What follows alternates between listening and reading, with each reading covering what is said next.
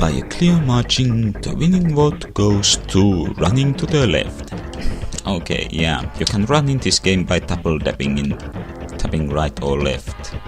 Doesn't seem to be any use for the shoulder buttons.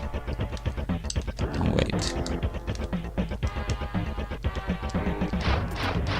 I seem to recall that maybe you could use them to stand still and aim your gun, but I guess not. Are the shoulder buttons mapped properly? Yeah. Oh well. After that little diversion. Okay, we'll go back here. Punch some walls until they explode, pick up energy we don't need, and punch some robots. Down here we have a door which is locked and requires a funny shaped keycard to open, and another similarly shut off door. Actually, those have to do with the later story. We might get in there if we go pick the right route. But here's our survivor. Wyatt stole our computer chip research for... How do you pronounce that? Oins? Ones? I suppose I will say Oins. Oins Industry then destroyed the lab. Archer simply vanished. Too coincidental for him not to be involved. I don't know why I'm making this gravelly film noir voice for that guy. Oins Industries. Down in the warehouse district. Here, take my keycard. It'll get you in. Good, let's move. And we shall teleport out of there.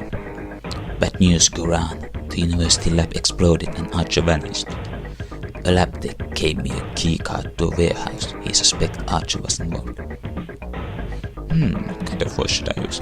And also, the modern day Phantom also has a sort of a confidant called Guran or something. Though he appeared as this pygmy in a loincloth and a weird wood slate hat. Archer? Couldn't be. No, that's not a good voice. I'll think about it. Maybe look up the original cartoon to see how he's voiced there.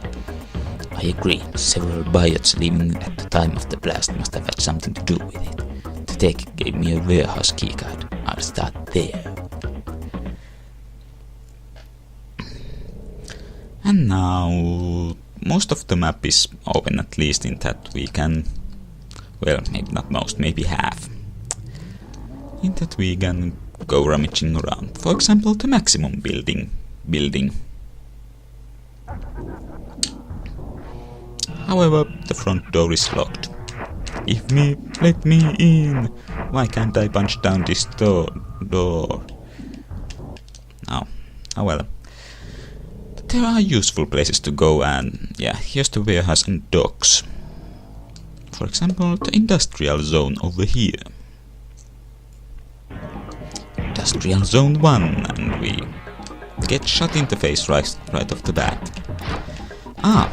That thing over here with the blinking red-yellow light. That will increase the power of your shots, at least the shots of this regular gun. I'm not sure if it does the same for all guns, but at least the regular gun is obvious to spot since it makes its shots bigger. Damn. Luckily, these biots lack the ability to kneel.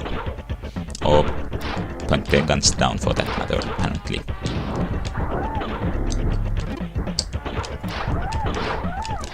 Okay, let's continue on. Oh yeah, and flash the objective down there that we should find the rope extension.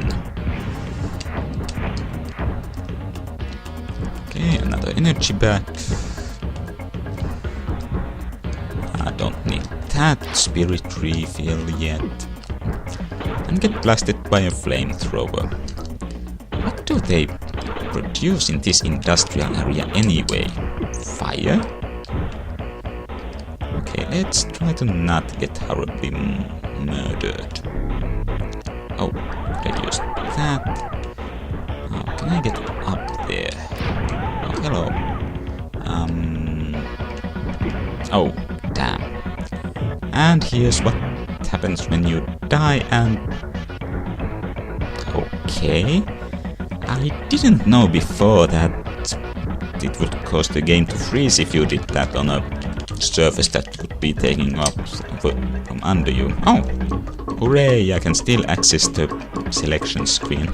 Oh well, might as well show off that now we have a warehouse keycard, which actually doesn't look anything like that thing the lab assistant gave us.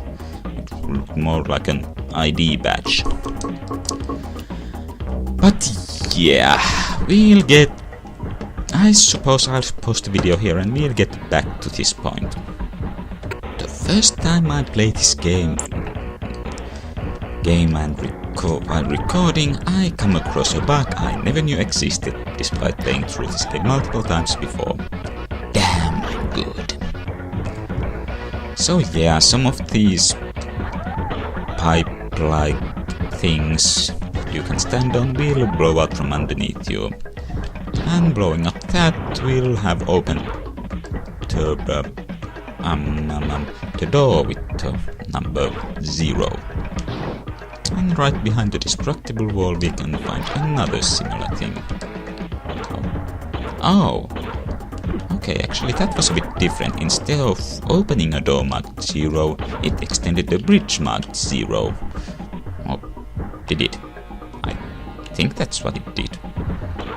And there's the rope extension, and this opens up a small shortcut. Now if we go here we can get to industrial zone number 2.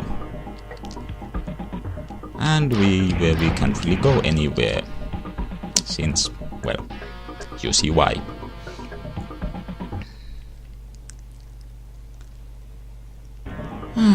Well, that's the main reason for coming here done for. And by the way, this first rope extension is something you actually have to get in order to progress further in the game. Others are optional. Okay, a few more walls and anything useful here. Well, I would call for energy packs useful. Oh look, now they've learned how to fly. Hooray!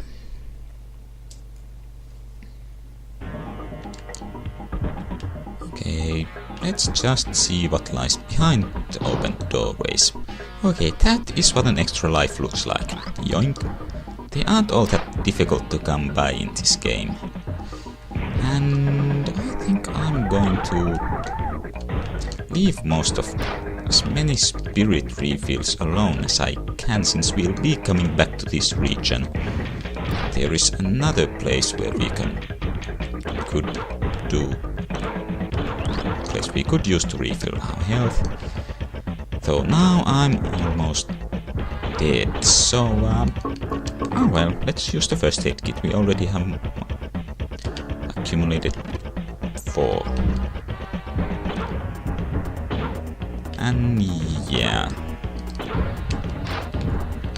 when you want to leave a map on your own accord, you can't just call up a menu screen.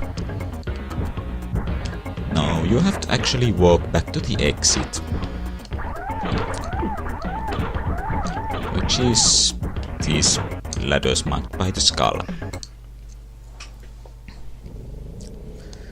Okay, now we are going to go to the street region, because something